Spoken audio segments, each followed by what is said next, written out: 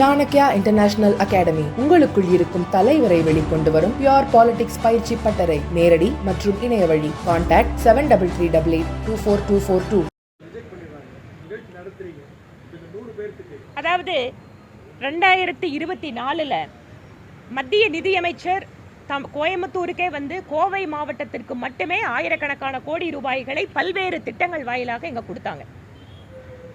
Reach out to the particular district அப்படிங்கிற திட்டத்தில் தமிழ்நாட்டிலேயே நம்ம மாவட்டத்தில் தான் இந்த அளவிற்கு அதிகமாக கடன் தொகை வழங்கப்பட்டது.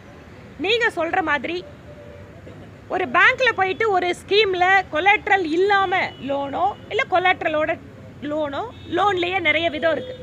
முத்ராவிலேயே 3 விதம் இருக்குது. ஸ்டார்ட் அப்பில் இருக்குது, ஸ்டாண்டப்பில் இருக்குது, பிரைம் மினிஸ்டர் எம்ப்ளாய்மெண்ட் ஜென்ரேஷன் ப்ரோக்ராம்லேயும் பேங்க் லோன் கொடுக்கணும். இதெல்லாமே கொடுக்கறதுக்கு அரசாங்கத்தினோட திட்டம் ஒரு பக்கம், அதனுடைய பயனை எடுத்துக்கொள்ளக்கூடிய மக்கள் ஒரு பக்கம். இதில் யாருக்குமே கொடுக்கலன்னா ஆயிரக்கணக்கான கோடி ரூபாய் கோயம்புத்தூரில் மட்டும் எப்படி கடனாக போச்சு? எங்கே எல்லாமே ரிஜெக்ட் பண்ணியிருந்தா யாருக்குமே கடன் கிடைச்சிருக்காது. அப்போ எப்படி போச்சு? அப்போ யார் தேவைப்படுகிறவர்களோ அல்லது யார் அந்த தொழிலுக்கு பொருத்தமானவர்களோ அவர்களுக்கு செல்கிறது.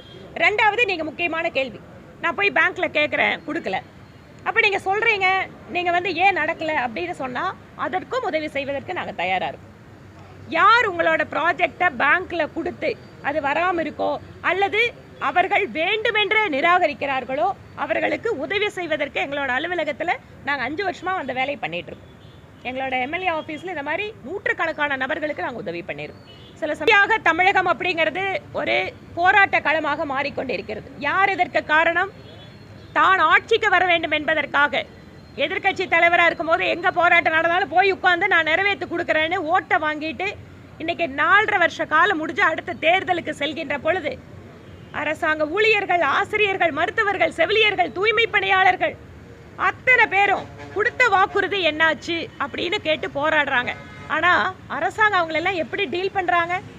ஏதோ மிக மோசமாக ஒரு கிரிமினல் குற்றவாளிகளை மாதிரி அவங்கள டீல் பண்ணுறாங்க. ஜனநாயக ரீதியாக போராடி கொண்டிருப்பவர்கள் ஏன் போராடுகிறார்கள்? நீங்கள் சொன்னீங்களே, செஞ்சீங்களா? இதுதான் அவங்களோட கேள்வி. இதற்கு பதிலளிக்க முடியாமல், சொன்ன வாக்குறுதியை காப்பாற்ற முடியாமல் அவர்களை எல்லாம் கிரிமினல்களைப் போல நடத்தி கொண்டிருக்கிறது இந்த திமுக அரசு. அதனால் சாதாரண மக்களுக்கே கோபம் இருக்குது, அரசாங்க ஊழியர்களுக்கு அதை விட பல மடங்கு அதிகமாக இந்த அரசாங்கத்தை மேலே கோபம் இருக்குன்னு இப்போ புரிஞ்சுக்கலாம்.